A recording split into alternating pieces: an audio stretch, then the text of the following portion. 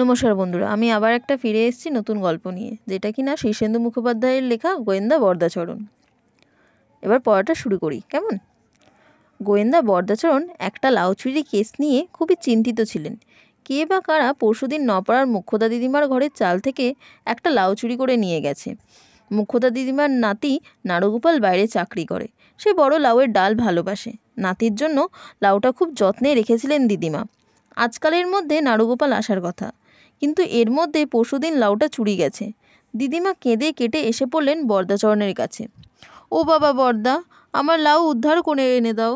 সেই থেকে বরদাচরণের ঘুম নেই, খাওয়া নেই, সঙ্গে অ্যাসিস্ট্যান্ট আর কুকুর নিয়ে সারাদিন আতস কাজ হাতে করে মুখ্যদা দিদিমার সারা বাড়ি, ঘরের চাল, পাড়া প্রতিবেশীদের আনাচে কানাচে তন্ন তন্ন করে ক্লু খুঁজছেন। তারপর বাড়ি এসে সারাদিন বসে ভেবেছেন, কাগজ কলমে কী যেন লিখছেন, আর মাঝে মাঝে হুম হুম বাবা না হচ্ছে না গোছের কথা বলছেন আপন মনে। বরদাচরণের বয়স 30-32 হবে। বাড়িতে বুড়ি মা আছেন, আর আছে তার অ্যাসিস্ট্যান্ট ভাগ্নে চাক্কু, আর পোষা নেড়ি কুকুর ডঙ্কি। বরদাচরণ কিছুটা মোটাসোটা মানুষ, ডন বৈঠক করা শরীর। ভাগ্নে চাক্কু রোগা হলেও জুডো জানে। ডঙ্কি খুবই ভালো ঘেউ ঘেউ করতে পারে।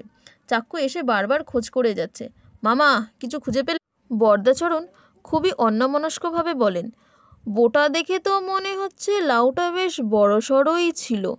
তা ছিল, লাউটা বোটা কেটে নেওয়া হয়নি, মুচড়ে ছিঁড়ে নেওয়া হয়েছে। ঠিক ধরেছ। টিনের চালের উপর একটা বড় লাউকে মুচড়ে বোটা ছিঁড়ে নেওয়া হলো, অথচ কোনো শব্দ হয়নি। মুখ্যদা দিদিমার ছেঁড়া মশারির মধ্যে প্রচুর মশা ঢুকে পড়েছিল বলে দিদিমার সে রাতে ভালো ঘুম হয়নি। শব্দ হলে তার টের পাওয়ার কথা। চাক্কু চিন্তিতভাবে বলল, সে ঠিক, তবে মোক্ষদা দিদিমা আবার কানে একটু খাটো কি না? এই সময় বাইরে ডঙ্কি ঘেউ ঘেউ করে উঠল। কে একজন চেঁচিয়ে বলল, কুকুর সামলান। চাক্কু ছুটে বাইরে গেল। একটু বাদে একজন বেশ ভালো চেহারার লোক ঘরে ঢুকেই বললেন, বরদাবাবু, একটা মার্ডার কেস। বরদাচরণ গম্ভীরভাবে তাকে বসতে বলে কেস ডায়েরির খাতা টেনে নিয়ে কলম বাগিয়ে বললেন, ডিটেলস বলুন। আমার পোষা কাকাতুয়াটাকে আজ সকালে তার দাঁড় থেকে মৃত অবস্থায় ঝুলে থাকতে দেখা গেছে। বরদাচরণ ভ্রু কুঁচকে বললেন, এটা যে অস্বাভাবিক মৃত্যু তা কি করে বুঝলেন? খুব স্বাভাবিকভাবে। ভদ্রলোক উদ্ভ্রান্ত মুখে বলেন, পাখিটার প্রতি আমার প্রতিবেশী রামচন্দ্রের অনেক দিনের লোভ। সে প্রায়ই বলতো, অম্বজাক্ষ, তোমার কাকাতুয়াটা বড় চমৎকার, হরির নাম করে হে। তখন থেকেই ওর মতলব আমার ভালো ঠেকেনি। আজ সকালে পাখিটাকে ঝুলতে দেখে আমি দাঁড়িয়ে রাখা জল আর পাখির খাবার পরীক্ষা করি। আমার মনে হচ্ছে জলে বা খাবারে বিষ মেশানো আছে। বরদাচরণ ডায়েরি বন্ধ করে উঠলেন। পিস্তলটা ড্রয়ার থেকে বের করে পকেটে ভরলেন। আতস কাঁচ, ঘড়ি, ক্যামেরা এবং কী ভেবে ট্রিপ রেকর্ডারটাও সঙ্গে নিলেন। চাক্কু এবং ডঙ্কিকেও তৈরি হতে বললেন। তারপর ভদ্রলোকের দিকে চেয়ে বললেন, অম্বুজাক্ষবাবু, কেসটা অত সরল নাও হতে পারে। রামচন্দ্রবাবুর যেমন মোটিভ থাকতে পারে, আবার কাকাতুয়াটা সুসাইডও করতে পারে, কিংবা এর পেছনে হয়তো আরও অনেক গভীর চক্রান্ত হয়েছে। বেরোবার সময় বরদাচরণের মা ডেকে বললেন, বরদা, দুটি পান্তা ভাত খেয়ে যাবি না? কে শুনে কার কথা। বরদাচরণ বেরিয়ে পড়লেন। অম্বুজাক্ষবাবুর বাড়িটা বেশ বড়। পিছনে একটা ঢাকা দরদারানে অনেকগুলো খাঁচা, আর দাঁড়ে বিস্তর পাখি চেঁচামেচি করছে। বরদাচরণ কাকাতুয়ার দাঁড়টা ভালো করে দেখলেন। পাখিটা পায়ে বাঁধা শিকলি থেকে তখনও ঝুলছে। দাঁড়ের দুদিকে দুটি বাটিতে জল আর কাবলি ছোলা। একটা ছোলা তুলে নিয়ে পিছনের উঠানে ছুঁড়ে দিলেন বরদা। একটা কাক সঙ্গে সঙ্গে নেমে এসে সেটা খেয়ে ফেলল। কিছুক্ষণ বরদাচরণ কাকটাকে লক্ষ্য করলেন। না, কাকটা মরল না, তার অর্থ ছোলায় বিষ নেই। জলটা থেকে খানিকটা ড্রপারে তুলে নিয়ে বরদাচরণ এদিক ওদিক তাকিয়ে অম্বুজাক্ষবাবুর পোষা কাবলি বেড়ালটাকে একটা কাঠের বাক্সের ওপর বসে থাকতে দেখে এগিয়ে গিয়ে আচমকা চেপে ধরলেন সেটাকে। অম্বুজাক্ষবাবু হা হা করে এগিয়ে এসে বাধা দেওয়ার আগেই বরদাচরণ বেড়ালটাকে অদ্ভুত কৌশলে হাঁ করিয়ে ড্রপারের জল তার মুখগহ্বরে ফেলে দিলেন। বেড়ালটা বার কয়েক খুব আপত্তিকর শব্দ করল বটে, কিন্তু মরল না। বরদাচরণ গম্ভীরভাবে বললেন, ওদিকে অম্বুজাক্ষবাবু একটা হোমিওপ্যাথি ওষুধের শিশি থেকে কয়েকটা বড়ি খেয়ে আপন মনেই বললেন, গায়ে হাতে বড্ড ব্যথা। ওদিকে চাক্কু ডঙ্কির বকলাস ধরে বাড়ির চারদিকে ঘুরে ঘুরে ক্লু খুঁজছিল। হঠাৎ সে দৌড়ে এসে বরদাচরণের কানে কানে বলে গেল, লাউয়ের খোসা, রামচন্দ্রবাবুর বাড়ির পিছন দিকে লাউয়ের খোসা পড়ে আছে মামা। বুড়ো মানুষ রামচন্দ্রবাবু ঘরের বসে রামায়ণ পড়ছিলেন। বরদাচরণকে দেখে যেন একটু চমকে উঠে বলেন, আরে আসুন আসুন বরদাবাবু, বিখ্যাত লোকেদের দেখা পাওয়া একটা মস্ত সৌভাগ্য। বরদাচরণ বসলেন। স্থির চোখে কিছুক্ষণ রামচন্দ্রবাবুকে স্টাডি করে দেখলেন তিনি। রামচন্দ্রবাবু রামায়ণ বন্ধ করে বললেন, ভাবছিলাম আজই আপনার কাছে একবার যাব। আমার উঠানের নারকেল গাছ থেকে কাল রাতে 6টা নারকেল কে বা কারা চুরি করে নিয়ে গেছে। খুবই রহস্যময় ব্যাপার। বাইরে থেকে কাল কারো পক্ষে উঠানে আসা খুবই শক্ত। তবে বলে রামচন্দ্রবাবু খুবই ইঙ্গিতপূর্ণভাবে চুপ করে গেলেন। বরদাচরণ ডায়েরিতে কেসটা লিখে নিতে নিতে বললেন, কিছু গোপন করবেন না রামচন্দ্রবাবু। রামচন্দ্রবাবু লাজুক হাসি হেসে বললেন, না, গোপন করে লাভ নেই, আপনার চোখে ফাঁকি দেওয়া অসম্ভব বলেই ফেলি। বলে গলাটা নিচু করে বললেন, পাশের বাড়ির অম্বুজাক্ষটা মহা নারকোলখোর। দুবেলা নারকোল খায়, বড়া করে খাচ্ছে, নাড়ু বানিয়ে খাচ্ছে, মুড়ি দিয়ে খাচ্ছে। এমন নারকোল খেতে কাউকে দেখিনি। প্রায় সময়ই বলে রামচন্দ্রবাবু, আপনার কাছে বিস্তর নারকোল হয়েছে দেখছি। আমার সন্দেহ কাল রাতে। বরদাচরণ খুবই গম্ভীর হয়ে গেলেন। একটু আগেই তিনি অম্বুজাক্ষবাবুকে গায়ের ব্যথার জন্য হোমিওপ্যাথিক ওষুধ খেতে দেখেছেন। গায়ের ব্যথা তো হবেই। এই বয়সে যদি অত উঁচু নারকোল গাছে কেউ ওঠে তবে ব্যথা হওয়াই তো স্বাভাবিক। কিন্তু খুঁজে পেতেও অম্বুজাক্ষবাবুর বাড়িতে নারকোল বা নারকোলের ছোবড়া পাওয়া গেল না। এটাও রহস্যজনক। কারণ নারকোল খাওয়া যার নেশা, তার বাড়িতে নারকোলের চিহ্নও খুঁজে না পাওয়াটা খুবই অস্বাভাবিক। কিন্তু রামচন্দ্রবাবুর বাড়ির পিছনে চাক্ষুর কথা মতো লাউয়ের খোসা ঠিকই পাওয়া গেল। পরিষ্কার ক্লু। কিন্তু বরদাচরণ চট করে কিছু করেন না। অপরাধীকে সময় দেন। তাকে যে সন্দেহ করা হচ্ছে তার টেরও পেতে দেন।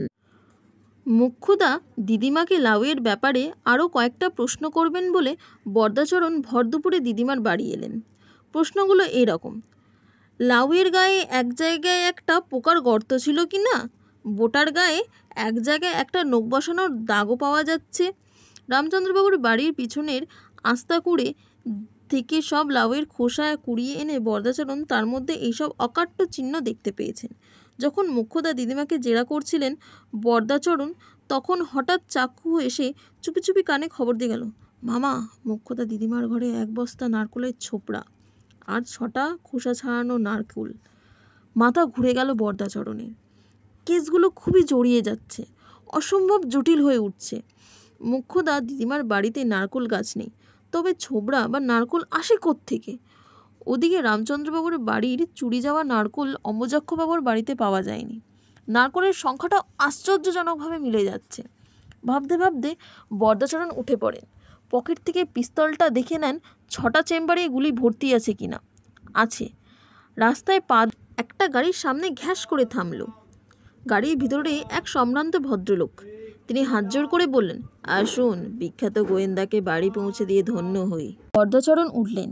ভদ্রলোক বলতে শুরু করলেন, একটা খুব রহস্যময় কাণ্ড ঘটে গেছে কাল।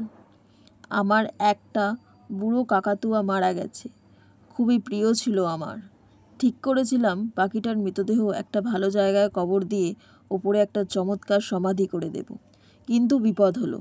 কাকাতুয়াটার মরদেহ একটা নাইলনের ব্যাগে ভরে বাইরের বারান্দায় রেখে গতকাল আমি ড্রাইভারকে গাড়ি বের করার কথা বলতে গিয়ে ফিরে এসে দেখি ব্যাগটা নেই। কি সাংঘাতিক কাণ্ড বলুন।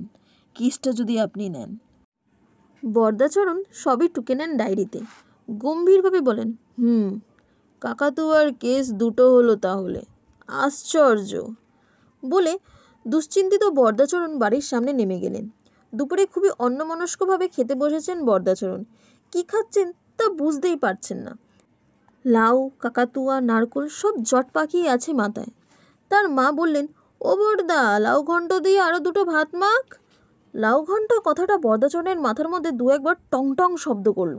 প্রায় তিনি লাউ ঘন্ট খান। কাজেই বিস্মিত হওয়ার কিছুই নেই। হঠাৎ বরদাচরণ চমকে উঠে বললেন, লাউ ঘন্টা? লাউ এলো কোথা থেকে? আমি তো আজ বাজার থেকে লাউ আনিনি। মা বললেন, তুই আনবি কেন? কাল চাক্কু লাউটা হাতে করে এনেছে। ওর কোনো বন্ধুর বাড়িতে নাকি অনেক লাউ হয়েছে, তারা দিল। নিজের পাতের দিকে ভালো করে চেয়ে দেখলেন বরদাচরণ। লাউ ঘণ্টের পাশে দুটো বড়া পড়ে আছে। উঠে গিয়ে আতস কাজ নিয়ে এসে বড়াটা নিবিষ্টভাবে দেখছেন। মা বললেন, দেখছিস কি? ও তো নারকোল বড়া। 6টা নারকোল এনেছিল চাক্কু, কোন গাছ থেকে নাকি পড়ে গিয়েছিল বাতাসে, তার দুটো ভেঙে ওই বড়া করেছি। বরদাচরণ বাকি সময়টা ভাত নিয়ে নাড়াচাড়া করে উঠে বললেন, চাক্কু অনেক আগেই খেয়ে দিয়ে কোন মাস্টারমশাইয়ের বাড়িতে পড়া বুঝতে গেছে। বরদাচরণ পিস্তল আর আতস কাজ নিয়ে ডঙ্কির শিকল ধরে ঘর থেকে বেরোলেন। তন্ন তন্ন করে খুঁজতে লাগলেন চারদিক। অবশেষে ডঙ্কি ইঙ্গিত বুঝতে পেরে তাকে গোয়ালঘরে টেনে আনলো। সেখানে একটা সদ্য কেনা দাঁড়ে জলজান্ত একটা কাকাতুয়া বসে আছে। বরদাচরণকে দেখেই বলে উঠল, হরিবল হরিবল ভাই, হরি ছাড়া গতি নাই। বরদাচরণ টেপ রেকর্ডার নিয়ে এসে পাখিটার কথা টেপ করতে লাগলেন। তারপর সারা দুপুর আর সন্ধে আর্কিমিডিস যেমন স্নানের চৌবাচ্চায় ডুব দিয়ে স্পেসিফিক গ্র্যাভিটির চিন্তা করছিলেন, তেমনি এক চিন্তায় চৌবাচ্চার ডুবে থেকে বরদাচরণ লাউ, কাকাতুয়া আর নারকোলের রহস্যে মগ্ন রইলেন। তারপর আর্কিমিডিস যেমন ইউরেকা বলে লাফিয়ে উঠেছিলেন, ঠিক তেমনি তিনিও লাফিয়ে উঠলেন। সমস্ত রহস্যটাই তার কাছে জল হয়ে গেছে।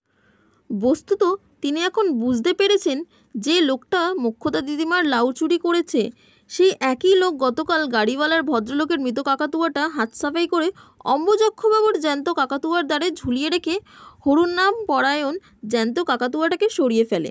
আবার সেই লোকটাই কোনো এক অজ্ঞাত কারণে রামভক্ত রামচন্দ্রবাবুর নারকোলক গোপনে নামিয়ে নেয় এবং ওই একই অপরাধী প্রমাণলোপের চেষ্টায় এবং তদন্তকে বিভ্রান্ত করার জন্য বরদাচরণকে রামচন্দ্রবাবুর বাড়ির পেছনে লাউয়ের খোসার সন্ধান দেয় এবং মোক্ষদা দিদিমার বাড়িতে নারকোল ছোবড়ার অস্তিত্বের কথা ফাঁস করে দেয়।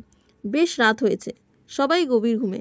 বরদাচরণ পিস্তল হাতে নিয়ে চুপিসারে পাশের ঘরে এসে অন্ধকারে চেয়ে রইলেন। আবছা দেখা যাচ্ছে, দিদিমার বুক ঘেঁষে শুয়ে চাক্ষু ঘুমোচ্ছে। একটা দীর্ঘশ্বাস ফেললেন গোয়েন্দা বরদাচরণ।